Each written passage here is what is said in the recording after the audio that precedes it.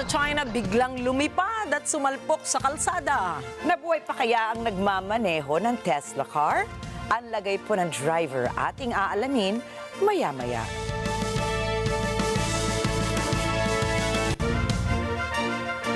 Magandang gabi. Ako po si Ricky Mathay. Ako si Nina Richie Alago Flores. Ito ang mata ng Agila International. Para naman sa mga headlines ngayong araw ng Martes. Bulkang Kanlaon sa Negros Islands, pumutok! Bilang ng mga tambay sa Pilipinas bumaba nitong Pebrero. Japan magpapadala ng top team sa Estados Unidos para sa trade talks. Estados Unidos planong doblehin pa ang taripang ipapataw sa China.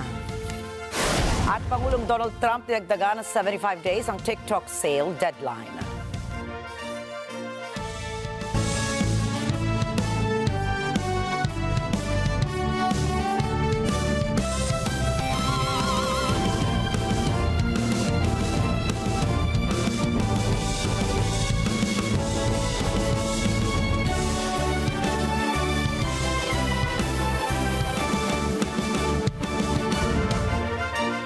Pumutok kanina umaga ang Bulkang Kanlaon sa Negros Islands. Ayon po yan sa FIVOX. Pinakilos na ng Malacanang ang Department of Social Welfare and Development o DSWD para umalalay sa mga naapektuhan ng malakas na pagsabog ng Bulkang Kanlaon. Ayon sa FIVOX, isang explosive eruption ang nangyari sa Mount Kanlaon na nagsimula bandang alas 5:51 ng umaga at tumagal ng humigit kumulang 1 oras. Agarang sinuspinde ang mga pasok sa eskwelahan sa ilang mga paaralan dahil sa posibleng banta sa kalusugan ng mga tao ng nakasusulasok na amoy ng asupre. Agad din ay nilika sa mga residenteng apektado ng pagsabog ng Bulkang Kanlaon sa Negros Island. Samantala, sinabi ni Palace Press Officer Undersecretary Claire Castro, nakikipag-ugnayan ng DSWD sa mga lokal na pamahalaan ukol sa distribusyon ng food packs at non-food items sa mga apektadong pamilya. Aabot sa 250,000 boxes ng family food packs ang naka-preposition at sa mga warehouses ng DSWD Field Office sa Western Visayas, Central Visayas bago pa man ang pagsabog. Inaasahan din ng ahensya na tataas pa ang bilang ng mga ililikas. May nakalaan din na 865,447,000 worth ng non-food items ang DSWD kagaya ng kitchen kit, family kit, sleeping kit, hygiene kit at iba pa bilang bahagi ng relief items. Sa ngayon, nananatili namang nasa alert level 3 ang paligid ng Bulkang Kanlaon. Bumaba sa 3.8% ang naitalang unemployment rate ng Pilipinas noong buwan ng Pebrero ayon po yan sa Philippine Statistics Authority o PSA. Mas mababa ito sa 4.3% na naitala noong Enero. Sinabi ni National Statistician Dennis Mapa, lumitaw sa Labor Force Survey na ang naitalang unemployment rate ay ang pinakamababang rate mula sa 3.1% na naitala noong December 2024. Ayon sa National Statistician, ang bilang ng unemployed Filipinos ay buwaba sa 1.94 million mula sa 2.16 million noong Enero ng nakalipas na taon. Samantala, lumitaw din sa latest survey ng PSA na bumaba ang bahagdan ng underemployed Filipinos mula 13.3% patungong 10.1%. Marihing iginiit ng China na ang mga espiya umano ang 3 Pilipino na inaresto sa Beijing. Ayon kay Chinese Foreign Ministry spokesperson Lin Jiang, naglabas umano ang Chinese authorities ng detalyadong impormasyon hinggil sa mga espionage activities na ginawa umano ng mga nasabing Pilipino sa China. Dagdag din ng Chinese official, hawak na ng judicial at relevant authorities ang kaso laban sa 3 Pilipino base raw sa facts at alinsunod sa batas. 关于菲律宾籍在华人员从事间谍活动，中方的有关部门已经公布了具体的情况。中国司法机关和有关部门依据事实严格依法办案，也将保障有关人员的合法权益。近期，菲方炮制多起所谓中国间谍案，在事实不清的情况下，大搞有罪推定和污名化、政治化。中方坚决反对，并多次提出了严正交涉。中方敦促菲方停止捕风捉影，切实保障在非中国公民的合法权益。 Nagbigay ang Australian government ng mga drones na nagkakahalaga ng 34 million pesos sa Philippine Coast Guard o PCG. Sa isang pahayag ni Australian Ambassador to the Philippines, Hai Kyung-woo, 20 aerial drones ang inabot ng Canberra sa PCG. Anya, isang pahiwatig ito na mas pinalawig na maritime cooperation sa pagitan ng Australia at ng Pilipinas at isang kontribusyon na rin ito para matulungan ang PCG sa kanilang modernisasyon. Ayon pa sa PCG, bahagi ang donasyon ng Civil Maritime Cooperation ng bansa sa Australia. Noong taong 2024, unang inanunsyo ni Yu na mas paiigtingin pa ng Canberra ang Civil Maritime Cooperation nito sa Pilipinas sa pamamagitan ng dagdag na 649 million pesos na donasyon mula taong 2025 hanggang taong 2029. Naglabas ng panibagong listahan ng mga gamot na exempted sa value-added tax o VAT ang Bureau of Internal Revenue. Kabilang sa VAT exemption ay ang gamot para sa diabetes katulad ng gemcitabine 50 mg, sitagliptin 100 mg. Kasama rin ang gamot para sa hypertension katulad ng amlodipine 20 mg tablets at para naman sa high cholesterol na amlodipine plus atorvastatin tablets. Pati na rin ang risperidone 4 mg o raw dispersible tablet para sa mga pasyente ng mental illness. Ayon sa Internal Revenue Bureau, ang mga karagdagang exemption ay ginawa bilang tugon sa updated na listahan ng mga VAT-exempt na produkto na inendorso ng Food and Drug Administration.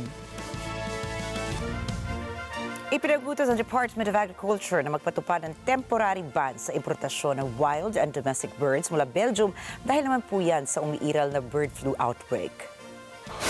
Sa inilabas ng Memorandum Order No. 20 ni Agricultural Secretary Francisco Chu Laurel Jr. na kumpirmang may kaso ng bird flu sa mga Belgian cities na Saint-Nicolas, Oos-Vlaanderen at Vlaanderen. Saklaw din ang temporary ban ng avian products kabilang na ang poultry meat, day-old chicks at eggs. Samantala, ayon naman sa World Health Organization, ang human cases ng H5N1 o avian flu po yan ay karaniwang mga kaso ng direct contact sa mga infected na hayop at mga kontaminadong kapaligiran.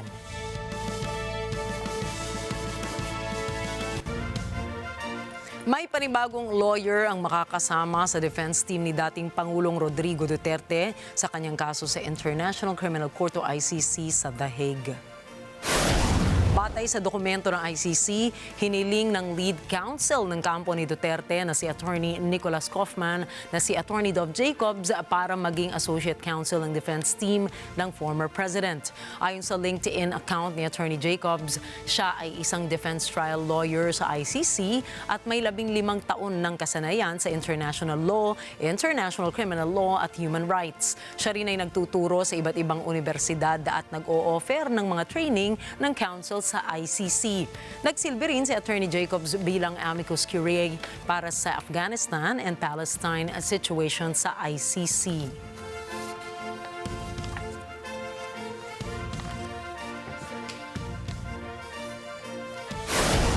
Susunod, Trump dobleng taripa ang ipapataw sa China. Biyahe mula US to Canada, dumalang dahil sa taripa. At tariff plan ni Trump tinawag na pinakamalaking pagkakamali.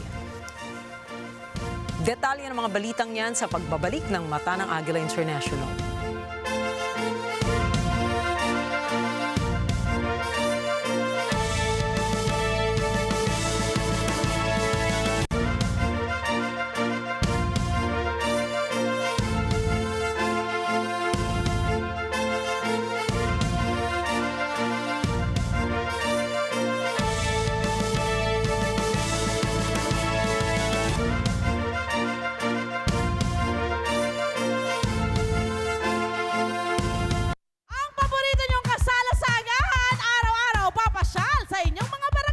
Magandang bungad sa atin ang Barangay Project 6, Quezon City. Bida naman ang mga taga-barangay Ramon Magsaysay, Quezon City. Mga Mariqueños naman ang pasasayahin natin sa Barangay Marikina Heights, Marikina City. Sure na the best sa Barangay Longos, Malolos, Bulacan. Hindi tayo malulumbay dahil tayo naman ay nasa Barangay 201, Zone 20, Merville, Pasay City. See you every day mga kabarangay, 7 a.m. Dito lang sa kabarangay nyo, LTE. Love Unipet and everything! Let's knit together. So NET25. Each individual has their own goal. Every shot we make takes us to a whole new distance. And where the grass is green, something will definitely begin. This is the third NET25 Golf Cup, April 14, 2025 at the Alabang Country Club. For inquiries, you may contact 0951-597-5645, 0917-322-8369.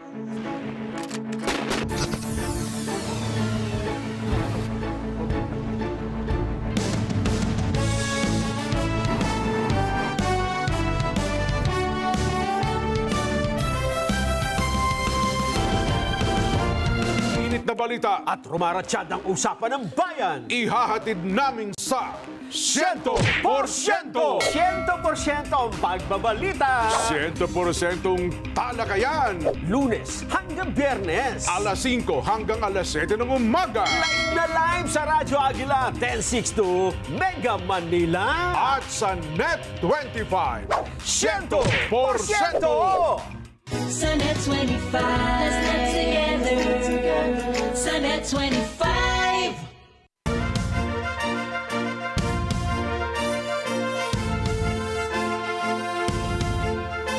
Kinumpirma ni US President Donald Trump na magpapadala ang Japan ng isang top team sa Estados Unidos para sa trading talks. Si Rosel Feria para sa detalye. Parameters are tough but fair. Ito ang sinabi ni US President Donald Trump sa kanyang social media site na Truth Social tungkol sa tinakda niyang mga bagong taripa. Nakipag-usap din anya si Japanese Prime Minister Shigeru Ishiba sa kanya at sinabi nitong magpapadala ang Tokyo ng isang top team sa US upang makipagnegosasyon. Binanggit din ni Trump na hindi nag-aangkat ang ibang bansa ng mga sasakyan sa Estados Unidos. Ngunit milyon-milyon anyang mga sasakyan ang ini-import ng US mula sa ibang bansa. Kasama na anya rito ang agrikultura at iba pang mga bagay. Dapat na anyang magbago ang lahat ng ito, lalo na sa bahagi ng China. I spoke to a lot of leaders, European, Asian, from all over the world. They're dying to make a deal. But I said, we're not going to have deficits with your country. We're not going to do that because to me a deficit is a loss. We're going to have surpluses or we're at worst going to be breaking even. Looking at many countries, they all want to do, just so you understand the power of what I'm doing. Every country is calling and being very solicitous of us. Very, very nice. They're being very nice. Sa loob ng 3 araw ng trading matapos ang ipinato na Trump Tariff 2.0 sa halos lahat ng mga bansa, bumagsak ang mga stock market sa buong mundo. Samantala, sa gitna ng sinasabing trading chaos ay naging safe haven asset ang mga bonds ng Federal Reserve. Dahil dito ay kumpiyansa si Trump na magiging mayaman ulit ang Estados Unidos gaya ng dati. And we're the piggy bank. We have all the advantages. Forget markets for a second. We have all the advantages. We'll get it straight out. We're going to become a wealthy nation again. Wealthy like never before. And we're not going to let other nations that have been ripping us off, whether it's China or the European Union, with all of the European nations that have just made, it's been like a feast. Look, the European Union was formed for one reason. You know what that was? To rip off the United States. So put that in your bonnet. Binigyang diin ni Trump na hindi siya makikipagnegosasyon maliban na lamang kung malulutas ang trade deficit na nararanasan ng Estados Unidos dahil sa China. Rosel Feria para sa Mata ng Agila International, trusted, connected, on point. Nakakatakda na sa Hunyo ang snap election ng South Korea matapos ma-impeach ang dating presidente nitong si Yoon Suk-yeol.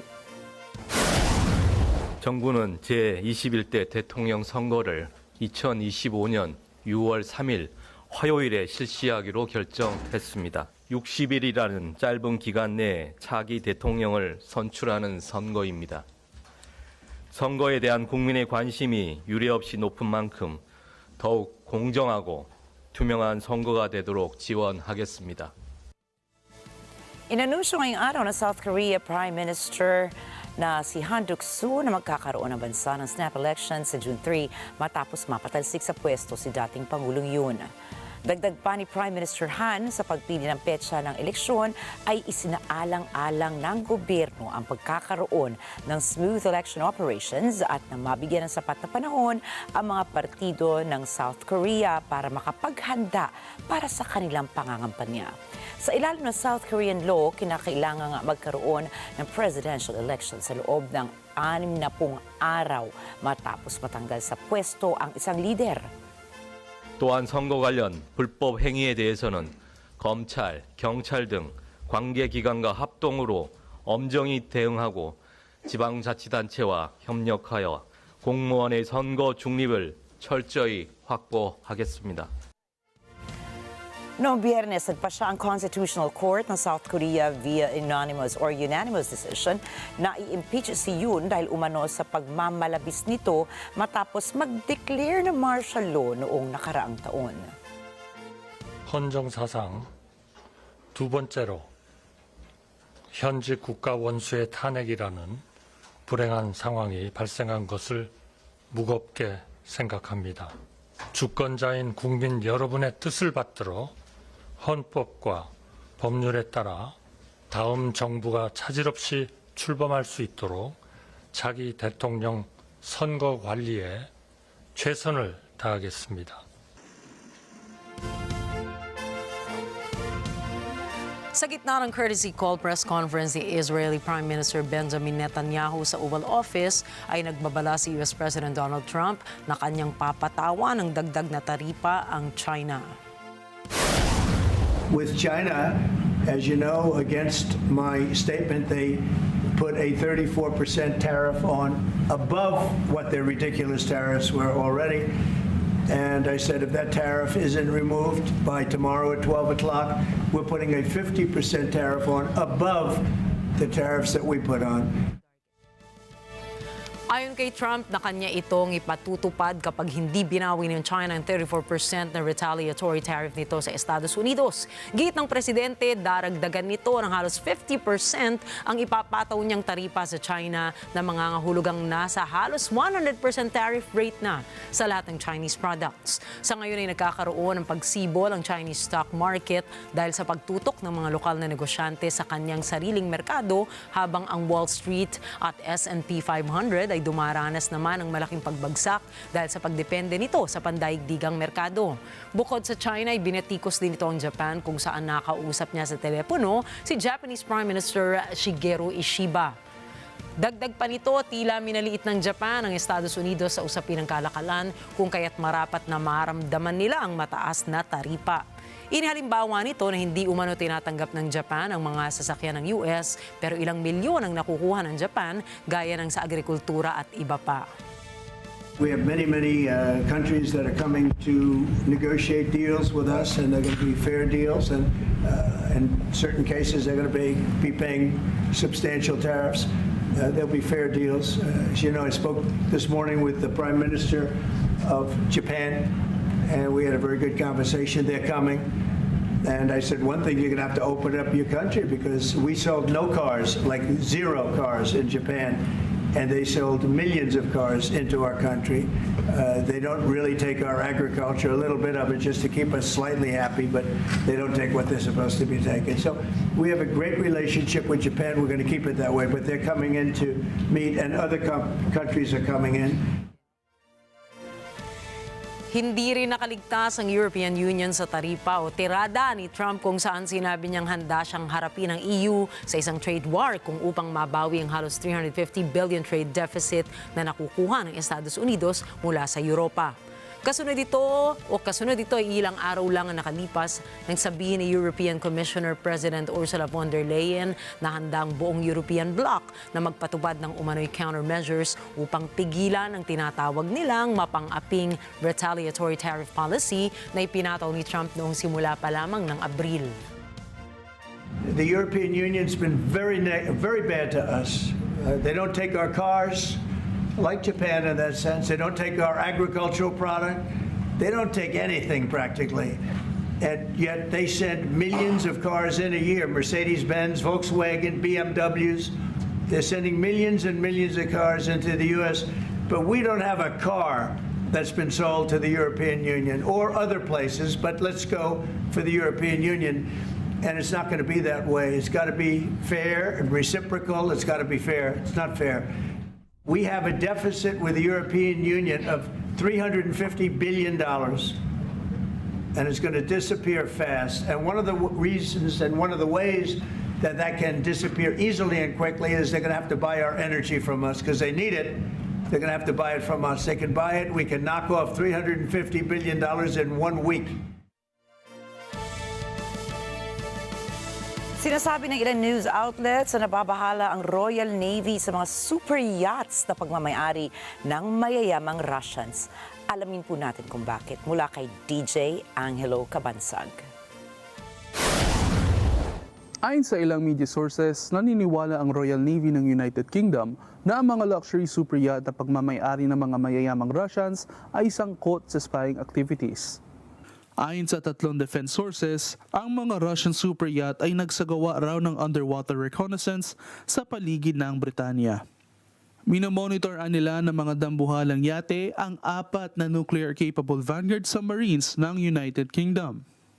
Sinabi rin ng Royal Navy na may nakuha silang credible intelligence na nangyari ang spying activities ng Russian vessels bago pa ilunsad ng Moscow ang offensive operations nito sa Ukraine noong taong 2022. Ang ilan nilang moon pools na mga naturang sasakyang pandagat ay pwedeng magamit para sa deep sea reconnaissance launch and retrieval operations. Ibinunyag din ng isang media source ang sinabi ng isang foreign minister noong taong 2018. Ang assault ship na HMS Albion ay kinailangang umalis ng Limassol sa Cyprus dahil tinabihan daw ito ng isang super yacht. Nadiskubre rin daw ng Royal Navy na maraming sensors na pinaniniwala ang galing sa Russian ships sa paligid ng mga katubigan ng United Kingdom. Ito po si DJ Angelo Cabansag from London, United Kingdom para sa Mata ng Agila International. Trusted, connected, on point. Sa unang pagkakataon, inanunsyo ni Ukrainian President Volodymyr Zelensky ang aktibong operasyon ay sinasagawa ng kanilang militar sa rehiyon ng Belgorod sa Russia. Окремо доповідав сьогодні головком Олександр Сирський, фронт, наша присутність на Курщині та наша присутність в Білгородській області. Продовжуємо вести активні дії в прикордонних районах на території ворога. І це абсолютно справедливо. Війна повинна повертатись туди, звідки вона прийшла. Головна мета, як і раніше, максимально захистити нашу землю, захистити наші громади на Сумщині, на Харківщині від російських окупантів. Sa kanyang daily address, sinabi ni Zelensky na patuloy ang pagsulong ng puwersa na pinangungunahan ni General Alexander Sirski sa border areas ng teritoryo ng Russia matapos ang isang matagumpay na engkwentro laban sa Russian Army sa Ukrainian border region ng Kiev. Ayon sa Deep State Military Blog, sinakop ng Ukrainian troops ang 13 square kilometer, 5 square mile area ng rehiyon malapit sa border village ng Demidovka. Dagdag ni Zelensky, ang kanilang paglusob sa mga teritoryo ng Russia ay upang protektahan ang rehiyon ng Sumy at Kharkiv mula sa pag-atake ng Russia. Nilinaw po ni Kremlin spokesperson Dmitry Peskov na sinusuportahan pa rin ng Russia ang ideya ng isang ceasefire sa Ukraine. Subalit hindi pa rin anya nabibigyang kasagutan ang mahahalagang tanong ng Russia ukol sa mungkahi ng US President Donald Trump na agarang tigil putukan sa Kyiv. Будучи солидарными с идеей о необходимости скорейшего прекращения огня, мы должны обеспечить наши интересы и прояснить вот те самые аспекты, о которых я только что говорил. Dati na sinabi ni Russian President Vladimir Putin na anumang kasunduang pangkapayapaan ay dapat matugunan ang dahilan kung bakit nagkaroon ng kaguluhan sa pagitan ng Moscow at Kyiv. Nais ding makatiyak ni Putin na hindi gagamitin ng puwersa ni Ukrainian President Volodymyr Zelensky ang ceasefire para mag-regroup laban sa Russia.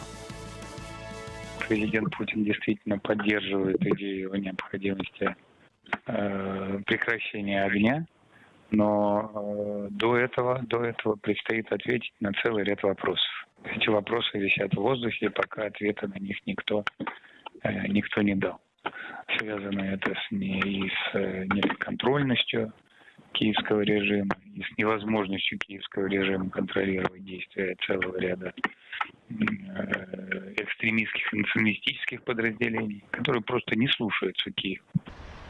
Tiniyak naman ni Peskov na kung ia-anunsyo rin ito sa publiko ang eksaktong petsa kung kailang mag-uusap sina Trump at Putin para sa Ukraine peace talks. Samantala, magpapadala naman ang kinatawan ng Ukraine sa Estados Unidos sa mga susunod na araw upang talakayin ang proposal ng White House na rare earth mineral deal. Що Міністерство закордонних справ 28 березня дипломатичними каналами отримало новий текст угоди щодо так званої угоди щодо мінеральних ресурсів від американської сторони. Як відомо, українська сторона була готова підписати раніше напрацьовану рамкову угоду. У нас є своє законодавство щодо опрацювання такого типу документів. Відповідно, були здійснені необхідні процедури для початку проходження внутрішньодержавних необхідних процедур. Теж підтверджую вам, що ми розпочали вже консультації з американською стороною щодо тексту угоди. Відбувся вже один раунд цих консультацій. Українська сторона налаштована на укладення документу, який би відповідав обопільно національним інтересам як Сполучених Штатів, так і Америки. Sinabi ni Ukrainian Foreign Minister Andriy Sybiha na mayroong grupo mula sa kanilang gobyerno na magtutungo sa US para maisulong na ang kasunduan. Una rito ay inakusahan ng Ukraine ang Russia na gumagawa ng mga dahilan para hindi matuloy ang anumang kasunduan. Ang nasabing mineral deal ay iminungkahi ni US President Donald Trump para magkaroon ng pangmatagalang tigil putukan sa Russia. Isa sa naipangako ni Trump nung tumatakbo sa halalan na kanyang tatapusin na ang giyera sa pagitan ng Russia at Ukraine. And maybe you could elaborate as well a little bit on not providing tariffs on Russia, sir. So the reason we're not talking about tariffs with Russia is because we're not doing business essentially with Russia because they're in a war. And I'm not happy about what's going on with the bombing, because they're bombing like crazy right now. They're bombing. I don't know what's happening there. That's not a good situation. So we're meeting with Russia. We're meeting with Ukraine. And we're getting sort of close. But I'm not happy with all the bombing that's going on the last week or so. Horrible. It's a horrible thing. It's a horrible thing. 1.7 milyong katao o 70% ng populasyon ng Gaza ang sa ngayon po ay walang tirahan. Ito pa rin ay sa gitna ng patuloy na pag-atake ng Israel sa nasabing teritoryo. Narito ang report ni NET25 correspondent Myla Simbulan. Noong Sabado, sinabi ng United Nations Agency for Palestine Refugees o UNRWA na may 1.9 milyon na ng mga tao sa Gaza o 90% ng populasyon nito ang wala ng matatawag na tahanan. Ito ay dahil sa walang tigil na pag-atake ng Israel.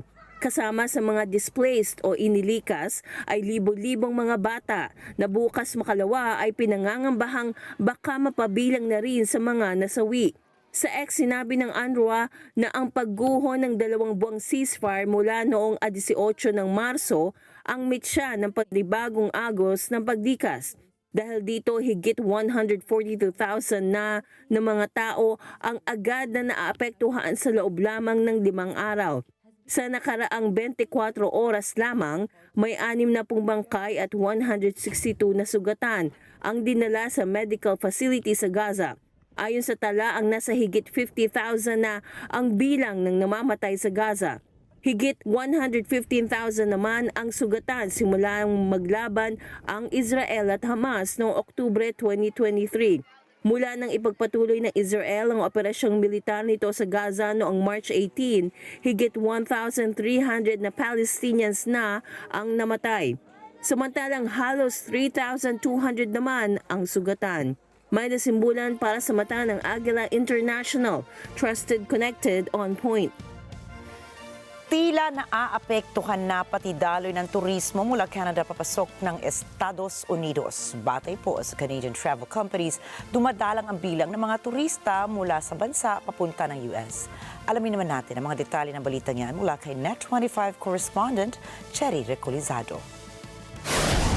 Sa pagsalubong ng mga Canadian sa mas mainit na panahon ngayong tagsibol at kalaunan ay tag-init, ang mga travel plans ay kailangang ikonsidera, lalo ngayon na may tariff war sa pagitan ng Canada at Estados Unidos.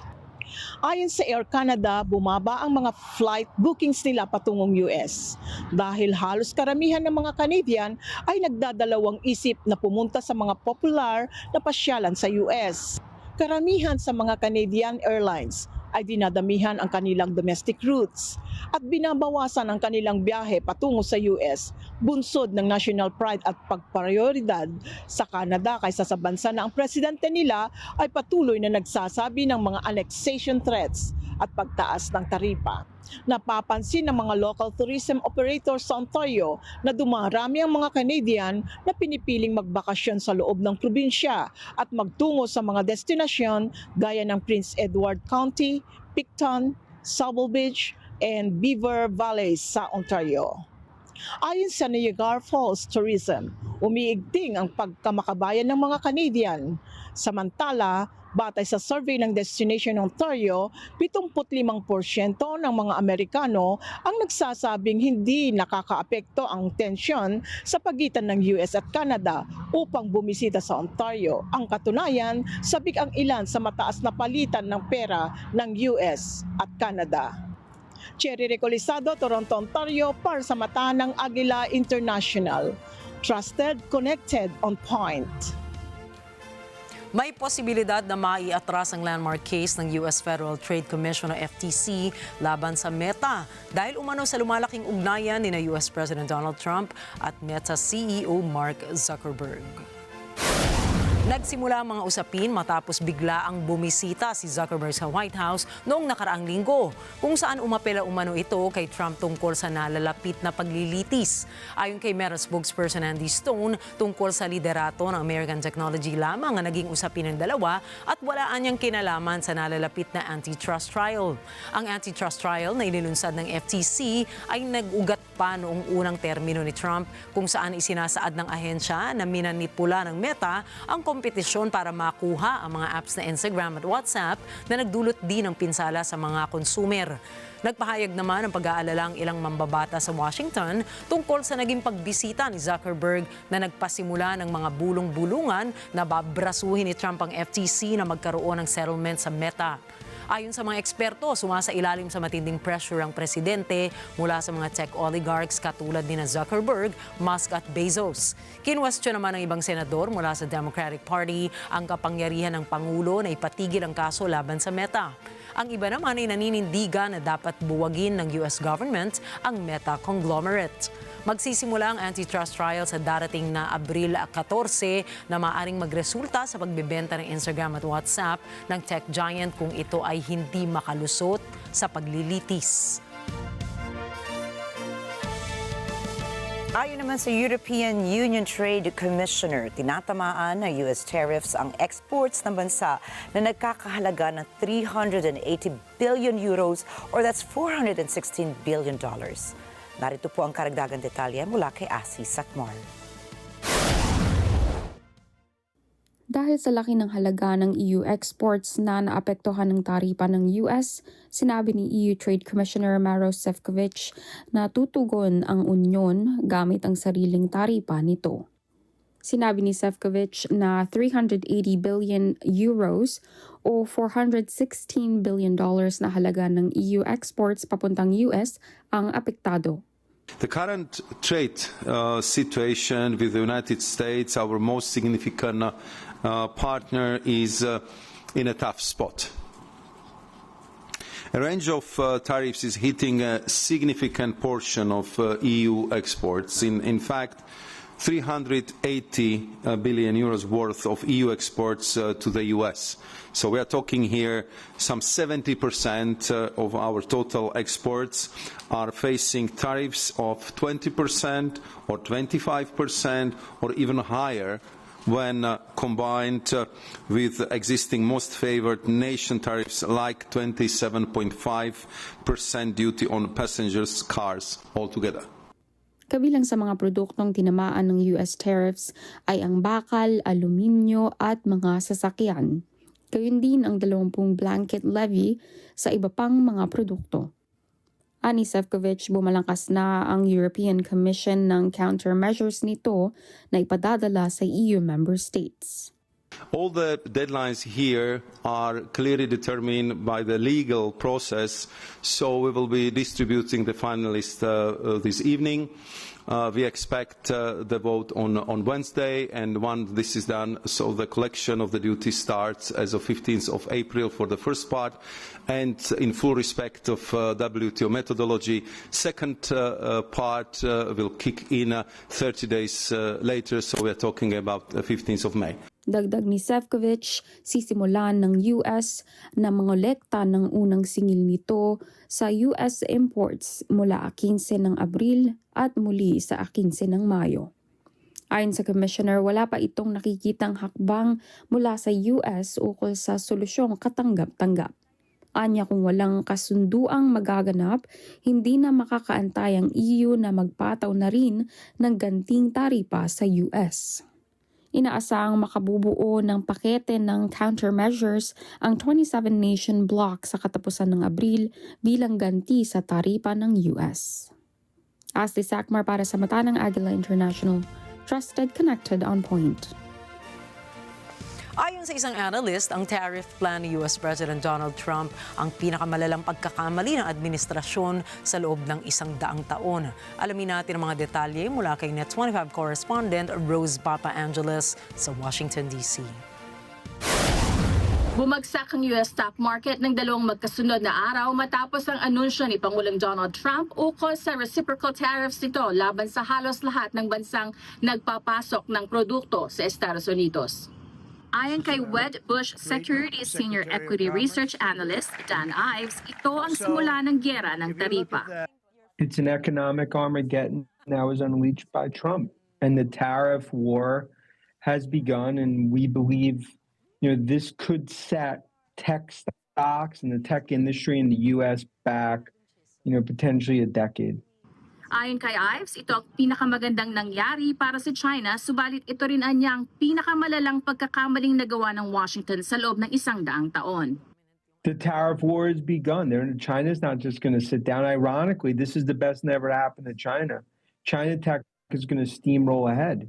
U.S. tech is the one that continues to be hamstrung, and I think this is something where it's the worst policy mistake in 100 years. The market is pricing in an economic Armageddon. A recession is almost guaranteed based on this, and it's all self-inflicted. It will go down in history as one of the worst moves, ever to come out of D.C. Babala ni Ives, pinawala ni Pangulong Trump ang isang economic Armageddon na maaring mag-atras sa industriya ng teknolohiya ng dekada. Tech stocks, it's Armageddon because if this continues, it's the hearts and lungs of the tech infrastructure. That's why tech stocks continue to get crushed, because this is really setting the tech stocks, and I'd say U.S. technology industry back many, many years. Samantala, pinangatwiran ni Pangulong Trump ang taripa ng US sa China at sinabing may diskwento pa nga ito. If you look at that, China, first row, China, 67%. That's tariffs charged to the USA, including currency manipulation and trade barriers. So it's 67%, so we're going to be charging a discounted reciprocal tariff of 34%. I think, in other words, they charge us, we charge them less. So how can anybody be upset? Subalit ayon kay Ives, walang kredibilidad ang formulang ito. I mean, that formula is a formula that would have been laughed at in high school if you presented to your teacher. It's essentially a trade deficit morphed into a tariff percentage in some concocted number.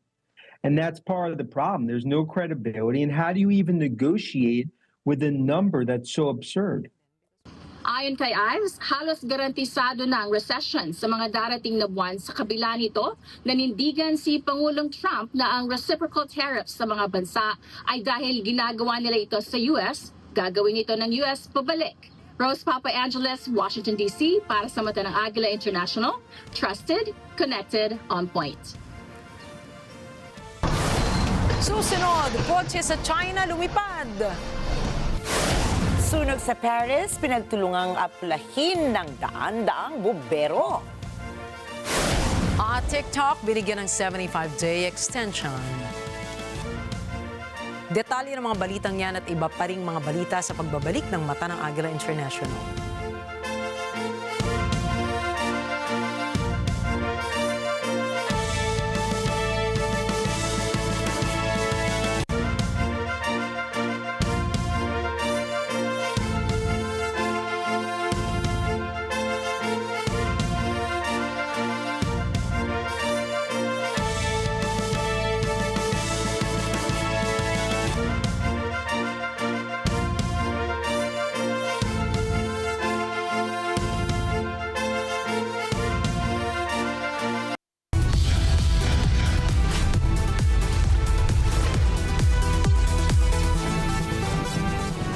Sa kasulukuyang henerasyon, marami na ang nag-viral.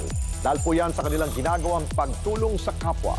Pero mas marami ang tumutulong kahit walang nakakakita. Kaya naman kung ikaw ay may kilala na grupo o individual na may natatanging pagresponde sa lipunan at maging sa kalikasan, mag-text lamang sa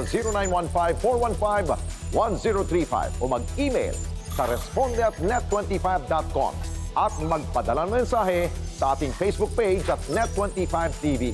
Baka kayo na ang susunod nating Certified Key Responder. Let's net together sa NET25. Sa NET25.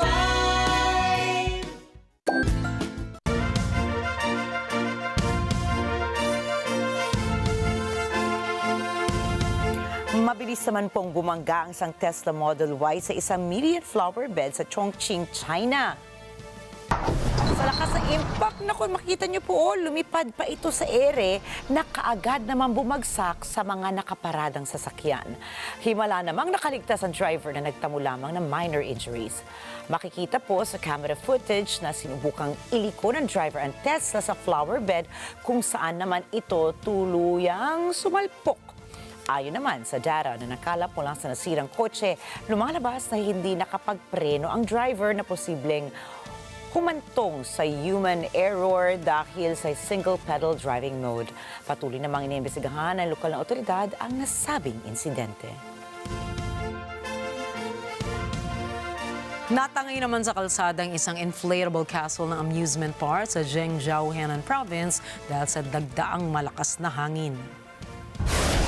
Ayon sa nakalap na video footage, sinubukan itong pigilan ng isang lalaki, ngunit siya'y nilipad dahil sa lakas nga ng puwersa.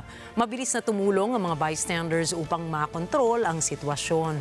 Nakumpirma ng mga otoridad na walang nasaktan o napahamak mula sa pangyayaring ito. Sinasabi naman muntik nang mapundi ang kinabukasan ng isang 14-year-old na estudyante sa India matapos itong madulas at mahulog habang pasakay sa tren. Makikita sa CCTV footage ng Ashoknagar Railway Station ang mga pasahero, kasama na dyan yung estudyante na nagmamadaling sumakay sa babiyahing tren. Naisampan na ng bata ang kanyang paaray ko, ngunit sa isang idlap ay nawalan ito ng balanse at dumulas patungo sa riles sa pagitan ng plataporma at pintuan ng tren. Buti na lamang at nakamasid sa riles si Government Railway Police Constable Govind Singh Chauhan na makikitang naglalakad patungo sa tren ilang segundo bago mangyari ang insidente. Kaagad itong tumakbo patungo sa bata at hinila pabalik sa plataporma bago pa ito tuluyang mahulog sa riles at masagasaan. Muling naglabas ng paalala ang mga otoridad dahil sa nangyaring insidente na huwag magpumilit sumakay sa gumagalaw na tren at sundin ang mga ipinatutupad na safety advisories nito. Nako, isa pang sakuna, isang batang nagbabakasyon kasama ang kanyang pamilya sa Niigata, Japan ang nawala ng kontrol habang nagsisled sa mini ski slope, bumangga sa safety fence at nahulog sa snow-filled ditch. Mula sa video footage, makikita ang batang dumudulas ng mabilis habang sumisigaw ang kanyang ina upang humingi ng tulong. Agad na tumakbo ang kanyang ama upang sundan siya at sumama rin ang mga staff ng resort para sumaklolo. Natagpuan ang bata sa ilalim ng makapal na snow at ligtas siyang nahugot pero nagtamo siya ng minor ice burn sa kanya pong mukha. Ipinahayag ng kanyang mga magulang ang kanilang pag-aalala tungkol sa katatagan ng mga barriers. Nangyari ang insidente sa Gala Yuzawa Resort. Humingi ng paumanhin ang resort at sinabi na nire-review na nila ang mga safety protocols upang maiwasan ang ganitong insidente. Nabalot naman ng apoy ang isa sa mga pinakamalalaking recycling plant sa Paris, France na nagdulot ng makapal at maitim na usok sa paligid. Nilabanan ng 200 bombero ang malaking sunog para makontrol ito. Iniulat na walang biktima ang nasangkot sa insidente. Ayon kay Paris Mayor Geoffrey Boulard, nagsimula ito underground at kumalat sa loob ng gusali. Isinara ng otoridad ang kahabaan ng main road upang bigyang daan ang mga lumalabas ng sasakyan mula sa nasusunog na gusali.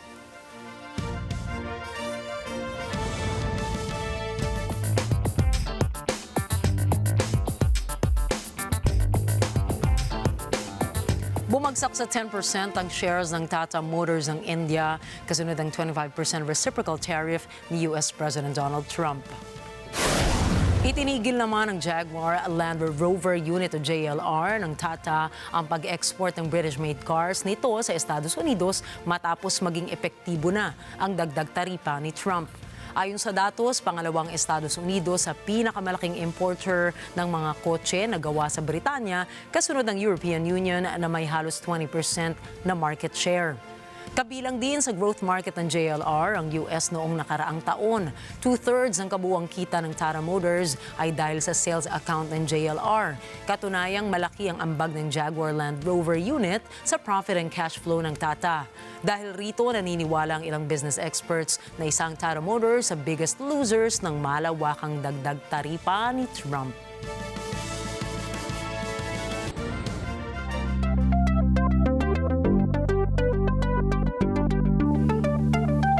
Napagdesisyon na naman po ni Pangulong Donald Trump na dagdagan pa ng 75 araw na extension ng TikTok sale deadline sa akbang na mas pagplanuhan pa umano ang magiging kahihinatnan ng nasabing social media website.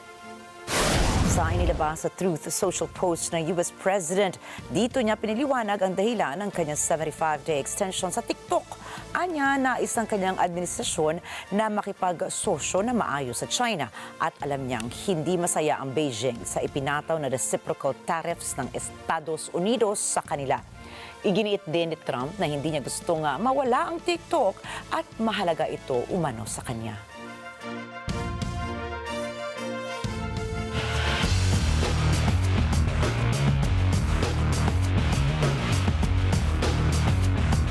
Nakabalik na ang team captain at star player na si Jalen Brunson sa lineup ng New York Knicks ditong linggo na nagpanalo sa kanilang laban sa Phoenix Suns. Nag-ambag ng 15 points at 6 assists ang Knicks star na ikinapanalo nila sa harap ng Madison Square Garden. Hindi naging maganda ang kanyang laro matapos ng isang buwang pagka-recover sa sprained ankle, ngunit nagawa pa rin niyang mag-ambag ng mahalagang 3-pointer sa fourth quarter upang palakihin pa ang lamang ng kanilang koponan. Sinabayan siya ni OG Anunoby sa opensa ng Knicks na may 32 points, kabilang ang 19 points ito na nagawa sa ikatlong quarter na mayroong 7-for-7 on the field. Nagsilbing pangunahing daluyan ng opensa si Anunoby habang nagpapagaling si Brunson sa kanyang injury at bumubuhos ng halos 24 points per game kumpara sa dating 16.5 na iniaambag nito sa kada laro. Sa kabilang banda, palabo ang playoff hopes ng Suns na may league standing na 35 wins at 43 losses. Balik Pilipinas na po si EJ Obiena para sa kanyang unang full training camp sa bansa. Isinagawa ito sa Ayala Vermosa Sports Hub sa Cavite kasama maayos na lundag at sana ay maabot ang 6.10 meters na mas mataas sa kasalukuyang personal best ni Obiena na 6.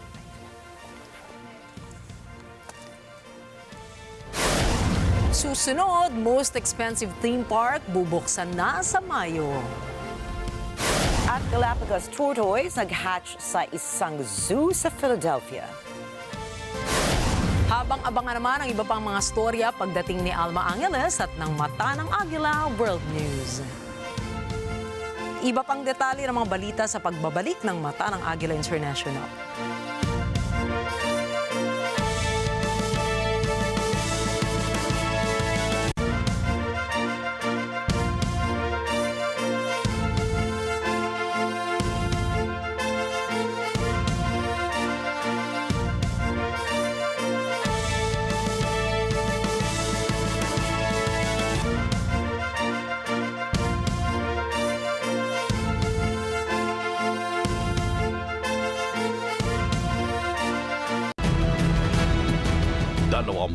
Limang tanong mula Luzon, Visayas at Mindanao. Tanong ng ordinaryong Pilipino, hindi ng mga eksperto. Isa-isang sasagutin ng mga tatakbo sa Senado, punto por punto. Isang kandidato, 25 tanong ng bayan. A senatorial point of view. Dito sa NET25.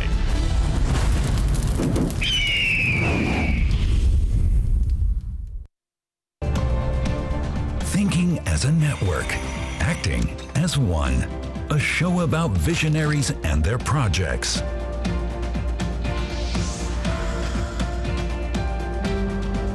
Challenges that can be tackled together for a future worth living. Working for a more united world. Global Us.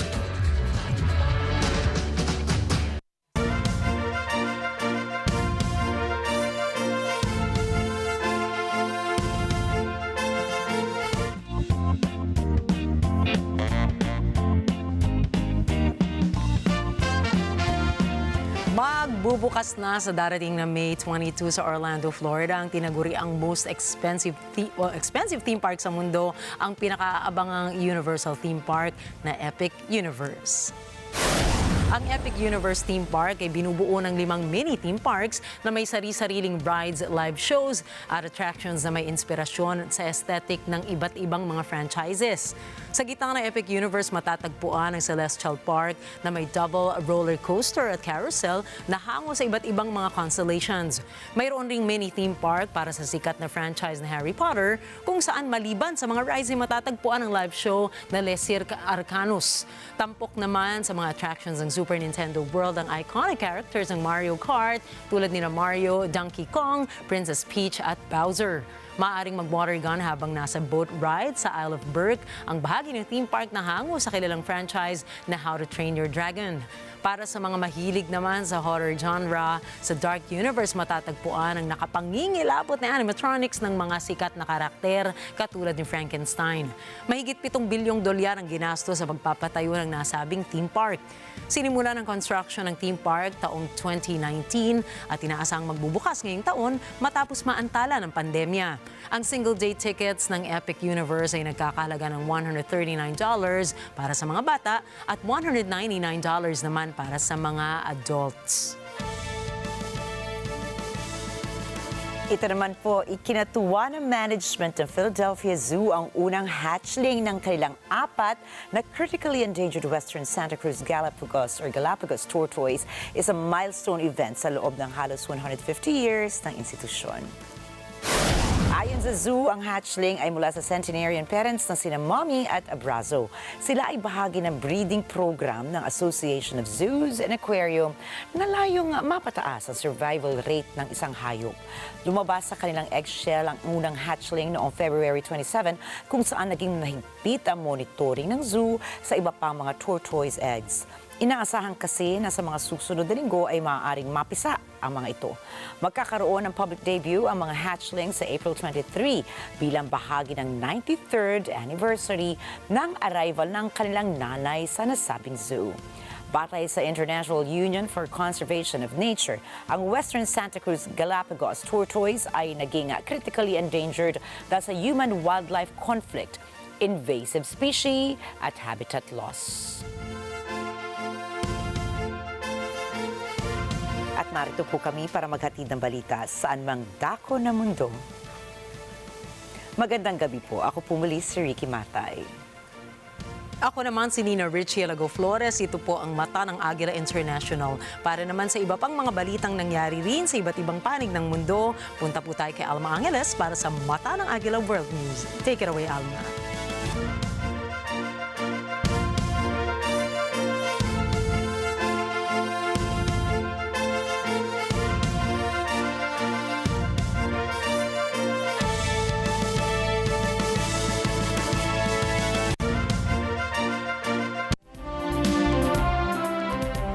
Thank you, Nina Enrique. Good evening, everyone. I'm Alma Angeles for NET25 World News. On tonight's headlines. A major trade war is looming between the U.S. and China as both sides escalate tariff threats. With China, as you know, against my statement, they put a 34% tariff on above what their ridiculous tariffs were already. And I said if that tariff isn't removed by tomorrow at 12 o'clock, we're putting a 50% tariff on above the tariffs that we put on.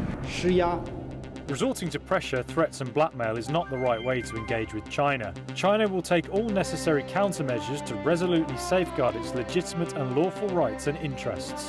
And the news starts now.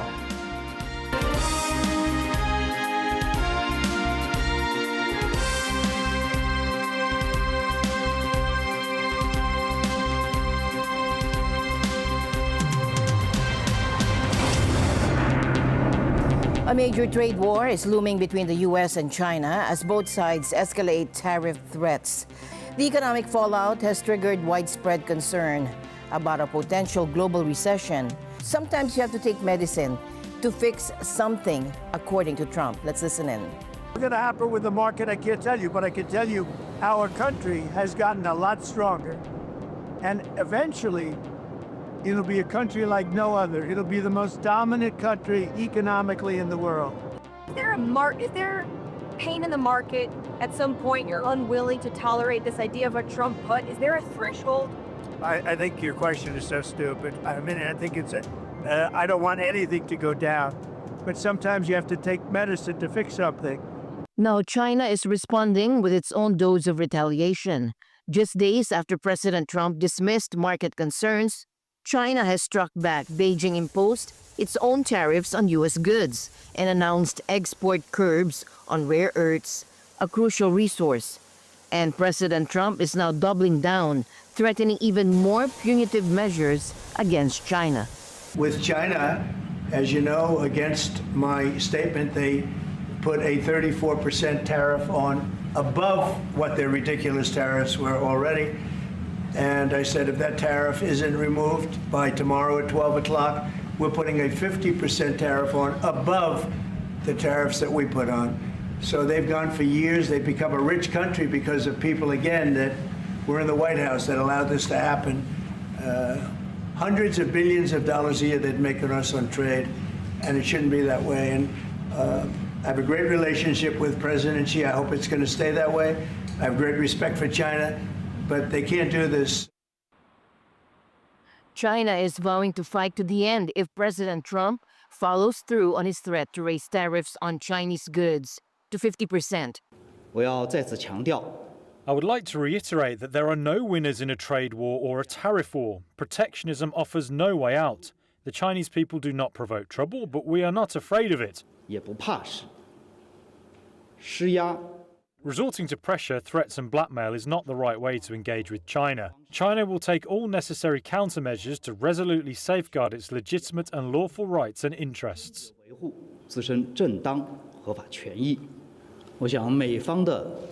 The actions of the US side have not demonstrated any genuine willingness for serious dialogue. If the US truly wishes to engage in talks, it should adopt an attitude of equality, mutual respect and reciprocity. If it persists in disregarding the common interests of both countries and the international community and insists on escalating the trade and tariff conflict, China will, as always, fight to the end. If neither side backs down, total new U.S. levies on Chinese goods could soar to 104% by tomorrow, putting immense pressure on Beijing. China's Commerce Ministry called Trump's threat a mistake on top of a mistake, accusing the U.S. of blackmailing. California's Chinese-American businesses are feeling the squeeze as the U.S.-China trade war shows no signs of slowing down. As U.S. President Donald Trump trades tariff threats with Beijing, Chinese-American business owners in California say they're feeling squeezed. And importer Taylor Chow says that pain will be passed on to the restaurants and retailers that he sells ingredients to. Soy sauce, noodles, starch, this is a basic consumer product. Day to day, they use a lot and a large volume. But you put up that much tax on it, that will jet up the price a lot. Right now, the tax is 54%. Once we run out our inventory, definitely we're going to raise the price of 54%. China, first row. Those higher prices are coming soon, with U.S. reciprocal tariffs taking effect this week, and they may ratchet up even higher. China responded to the tariffs with its own on U.S. imports last week. Now, Trump is threatening a new 50% tariff on goods from China, on top of the 34% rolling in on Wednesday. Danny Huang owns a small grocery store lined with imported noodles, sauces, garlic, and ginger. He says he's getting ready to hike all their prices. After this week, we might going to increase the price for those the products. I mean, those ingredients and the sauce. How much they pretend, how much will be, how much they're going to increase the price for us. You know, the tariffs increase, and then will be like, you know, we need to make up that percentage up there on the price. And now that because many imports coming in, paying high tariffs, so they will be translating into more higher costs for the wholesaler, the importers, and then it will be trickling down to the retailers. And guess what? Toward the end, it's all consumers are paying for it. Many small businesses, they are suffering the most. And since the cost of doing business is much higher, so even though people may be paying more, however, these businesses, they are not making more money at all. On Monday, Trump said on his Truth Social site he would begin talks with countries who have requested meetings about tariffs, but not China, saying, quote, all talks with China concerning their requested meetings with us will be terminated. On Tuesday morning, Beijing hit back, vowing not to bow to blackmail from the United States, and that, quote, if the U.S. insists on having its way, China will fight to the end. Hong Kong is vowing to diversify its trade relationships, citing ruthless U.S. tariffs as a major disruption to the global economy. The latest additional U.S. tariffs of 34% that were imposed on China also apply to Hong Kong, which is no longer considered a separate trading entity by Washington amid a years-long crackdown under a sweeping national security law. The U.S. no longer adheres to free trade, arbitrarily undermining the internationally established rules of world trade, and its ruthless behavior damages global and multilateral trade. Lee emphasized that the recent 34% U.S. tariffs, combined with earlier levies, have significantly impacted Hong Kong's trade. He says the city will strengthen ties with other regions, including Southeast Asia and the Middle East. We shall sign more free trade agreements with countries and economies. Today, Hong Kong's FTA is already covering 20 economies. We're currently negotiating investment agreements with Saudi Arabia, Bangladesh, Asia, and Peru. We will continue to push for Hong Kong's early accession to RCEP to deepen regional cooperation. Japan's prime minister has made a direct appeal to President Trump, urging him to reconsider his unilateral tariff policies. As you know, I spoke this morning with the Prime Minister of Japan, and we had a very good conversation. They're coming.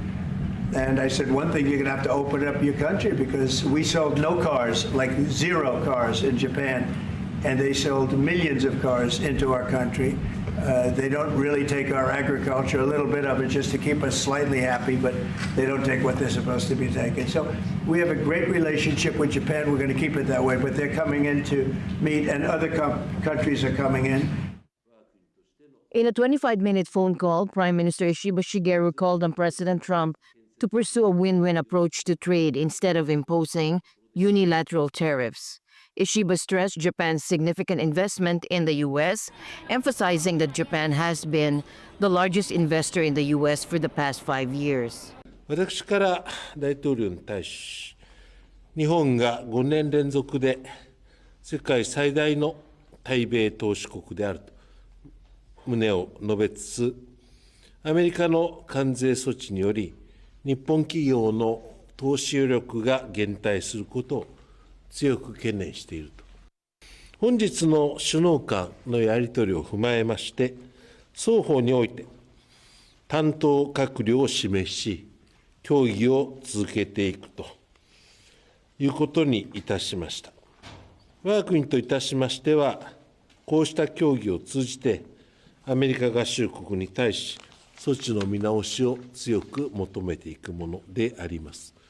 He expressed strong concerns that the U.S. tariff measures could discourage Japanese companies from further investing in the U.S.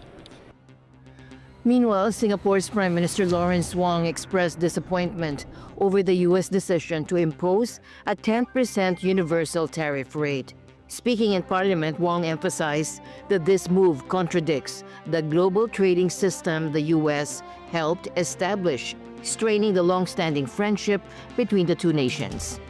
What the U.S. is doing now is not reform. It is rejecting the very system it created. In Singapore's case, we have an FTA with America. We impose 0 tariffs on U.S. imports, and we actually run a trade deficit with the U.S., meaning we buy more from them than they do from us. If the tariffs were truly reciprocal, and if they were meant to target only those with trade surpluses, then the tariff for Singapore should be 0.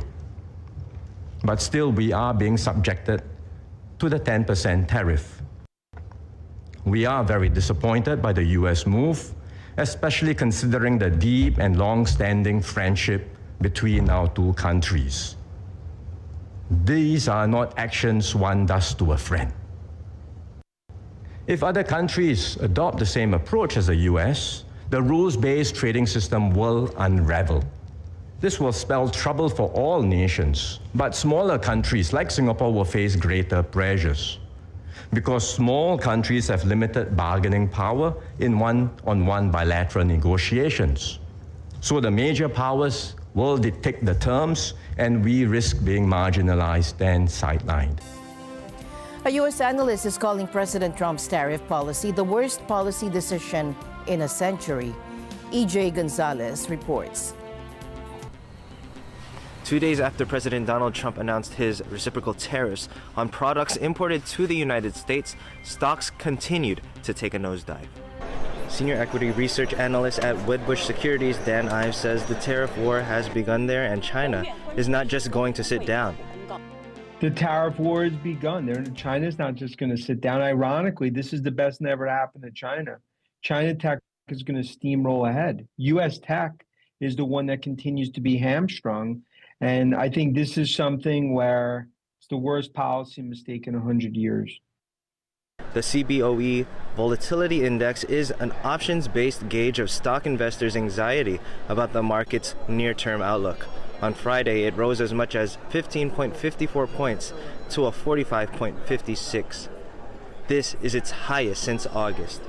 Investors have been battered by a sharp sell-off this year. and they have been keeping an eye on the volatility gauge as an indicator of market stress. The S&P 500 is down about 11% for the year. Ives says the situation may not get better anytime soon. It's an economic Armageddon that was unleashed by Trump, and the tariff war has begun, and we believe, this could set tech stocks and the tech industry in the U.S. back, potentially a decade, because the supply chain's built in Asia. And this is dramatic in terms of what it's going to do for growth, for cost, for, I think many of these companies. And that's why it continues to be the most absurd thing I've seen on Wall Street covering stocks 25 years.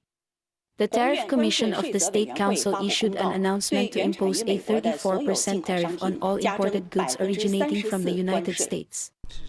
Meanwhile, President Trump says the 34% tariff he is imposing on China is in fact a discounted rate. China, first row, China, 67%. That's tariffs charged to the USA, including currency manipulation and trade barriers. So it's 67%, so we're going to be charging a discounted reciprocal tariff of 34%. I think, in other words, they charge us, we charge them less, so how can anybody be upset? Ives warned that the formula used to come up with the reciprocal tariffs is problematic. I mean, that formula is a formula that would have been laughed at in high school if you presented to your teacher. It's essentially a trade deficit morphed into a tariff percentage in some concocted number. And that's part of the problem. There's no credibility. And how do you even negotiate with a number that's so absurd? He says the reciprocal tariff plan might just be the worst decision in the history of the U.S. The market is pricing in an economic Armageddon. A recession is almost guaranteed based on this. And it's all self-inflicted. It will go down in history as one of the worst moves, ever to come out of D.C. President Trump, however, stands firm that reciprocal tariffs on countries throughout the world simply means they do it to the U.S. and the U.S. does it to them. That he says is reciprocal. EJ Gonzalez, Washington, D.C. for NET25 World News. U.S. President Donald Trump says he thinks an end to the war in Gaza may be close. Now, Trump hosted Israeli Prime Minister Benjamin Netanyahu Monday at the White House. Kamasai Likeness for more. The two spoke about a number of issues, including the hostages, Syria, and an Iranian nuclear deal. Following the talks with Netanyahu, Trump told reporters he's optimistic about peace in the Middle East. I'd like to see the war stop, and I think the war will stop at some point that won't be in the too distant future. Right now we have a problem with hostages. We're trying to get the hostages out. We got quite a few of them out, but it's a long process. It shouldn't be that long. Netanyahu says he's committed to getting all of the hostages freed. And he says Israel's making another attempt to get a ceasefire deal. We're working now on another deal that we hope will succeed. And we're committed to getting all the hostages out, but also eliminating the evil tyranny of Hamas in Gaza and enabling the people of Gaza to freely make a choice to go wherever they want. Relocating the Palestinians is somewhat of a sticking point. Arab countries don't like the idea, and many Gazans want to remain there and rebuild the enclave. Despite that, encouraging them to leave is one of Trump's goals. If you take the people, the Palestinians, and move them around to different countries, and you have plenty of countries that will do that, and you really have a freedom zone. Globally, Trump's idea has been condemned as a proposal for ethnic cleansing, but Trump seems intent on the U.S. taking over Gaza and developing it. Well, you know how I feel about the Gaza Strip. I think it's an incredible piece of important real estate, and I think it's something that we would be involved in, but having a peace force like the United States there controlling and owning the Gaza Strip would be a good thing. Israel's Netanyahu is also on board with Trump's vision, including the relocation of Palestinians in Gaza if they want to leave. This is the right thing to do. If you give, it's going to take years to rebuild Gaza. In the meantime, people can have an option. The president has a vision. Countries are responding to that vision. We're working on it. But for all of the talk at the White House on Monday, nothing has changed in the Middle East. In Israel, protesters doubt that the talks between Netanyahu and Trump will result in a deal to bring the remaining hostages home. And for the people of Gaza, the horror continues. Just this past Thursday, this little girl, she's just 6 years old, she lost her right arm. كنت ألعب بالمرجيحة انكسفت إيديا اتصابت بإيديا هذا انقطعت إيدي. Peace can't come soon enough. Thomas I. Likeness, NET25 World News.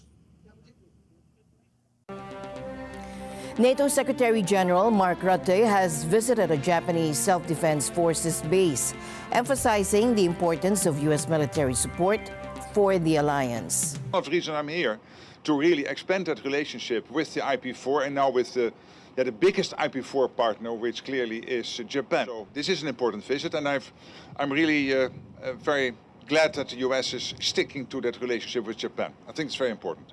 And of course, we are worried about all these drills and all these military exercises. So we follow them very closely and are a worrying sign, clearly. More than a week after a powerful 7.9 magnitude earthquake devastated central Myanmar, Mandalay, the hardest hit region, is showing signs of recovery, featuring business reopening and relocation of affected residents. Amid continued search and rescue operations, businesses are gradually reopening. A grocery store has seen doubling of customers since reopening on April 1. Essential supplies, including food, beverages, and personal care items, are largely back to pre-earthquake levels, with residents preferring necessities like toiletries and non-perishable foods such as bread and noodles. Other businesses such as fruit stands and barber shops are also welcoming customers back. Despite progress in continued search and rescue and business reopening, significant challenges remain for many residents. In a neighborhood west of Mandalay, dozens of homes were damaged, forcing residents to sleep outside and even seek new shelters due to recent thunderstorms. The Chinese rescue teams are always on standby. Whenever there's any news, they will respond quickly. We are very grateful. Their arrival gives us hope. I want to show them our homes once they are rebuilt.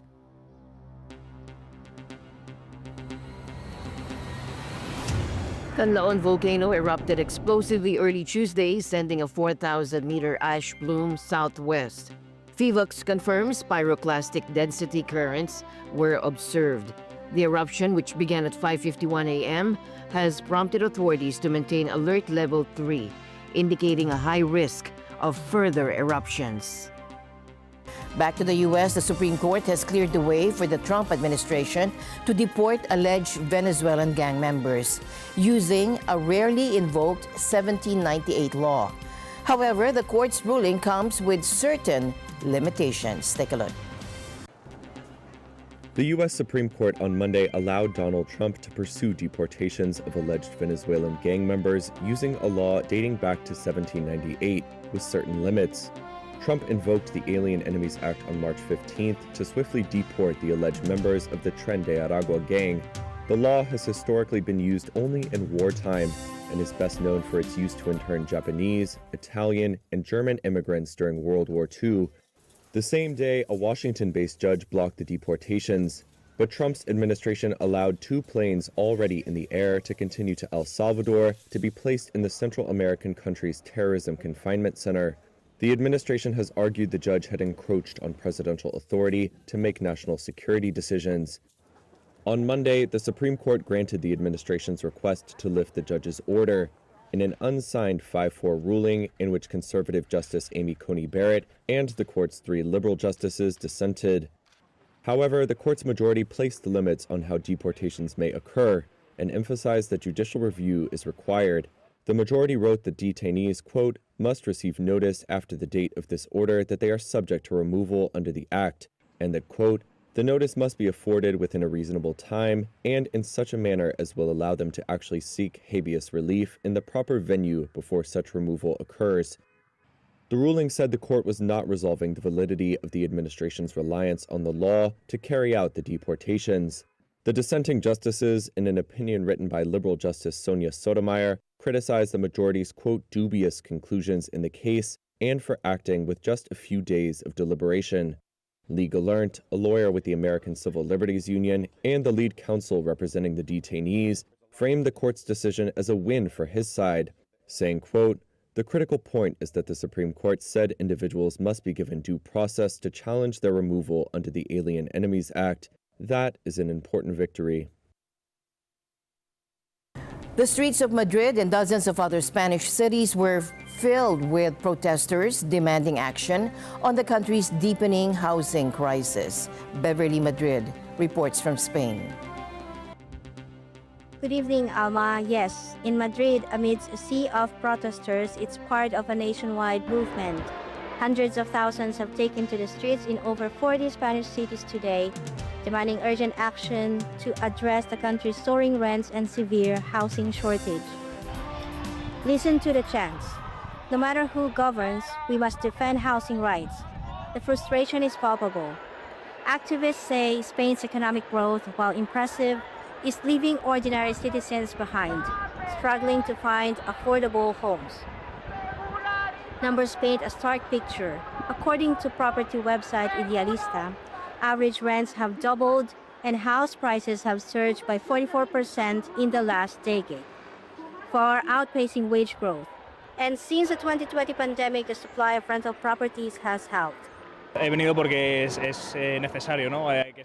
came because we tenants need to be listened to, and it is good to fight a little bit against what all landlords in general are doing with the use they are making of their housing. This is a common story. The rise of short-term rentals fueled by Spain's record-breaking tourism boom. 94 million tourists this year alone is squeezing long-term residents out of their neighborhoods. Because I am also a tourist and I have been traveling around the world. Tourism is indeed good, but it is also good to protect the people who live in these places. Spain's success in attracting tourists and migrants, while beneficial for the economy, has exacerbated the housing crisis. The Bank of Spain estimates a housing deficit of 500,000 homes. Adding to the problem is the slow pace of new construction. Only about 120,000 new homes are built annually, a fraction of pre-2008 levels. Homeowners associations and experts argue that current regulations discourage long-term rentals, making short-term rentals more profitable. The government faces a difficult balancing act, maintaining economic growth while ensuring housing affordability. The question is, can they find a solution before this crisis deepens? Reporting from Spain, this is Beverly Madrid for NET25 World News. Back to you, Alma. And the news continues here on NET25. We'll be right back.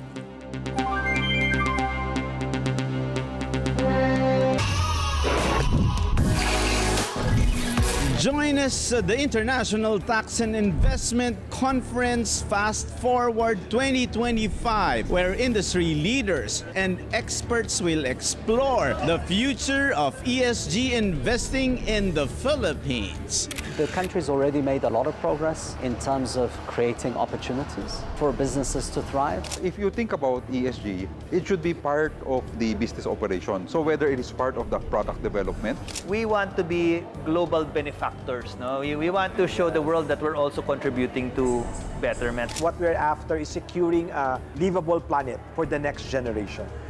Open for business with Cesar Vallejos, Sunday, 9 p.m. Each individual has their own goal. Every shot we make takes us to a whole new distance.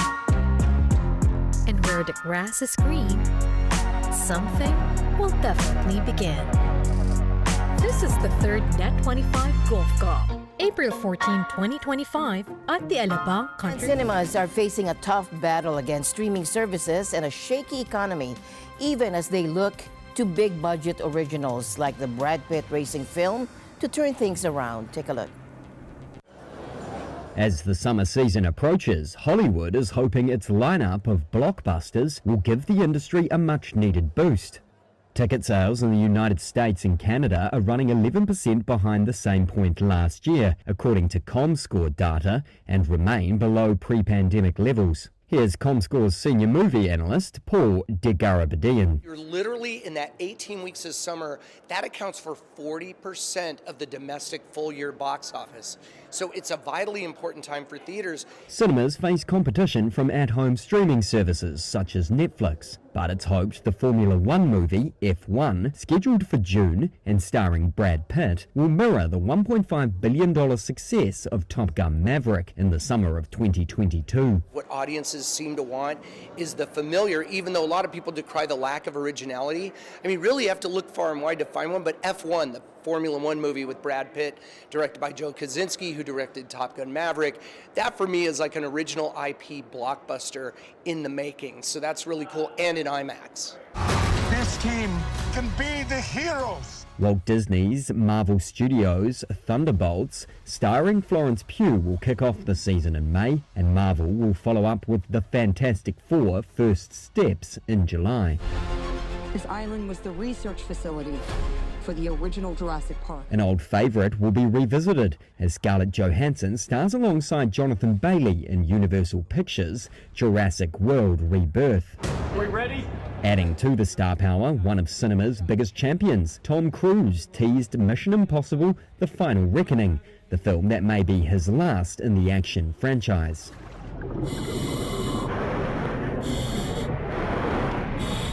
We gotta rescue Papa! Family films have been some of the top performers in recent years, with a new Smurfs and a live-action remake of How to Train Your Dragon set to take to screens.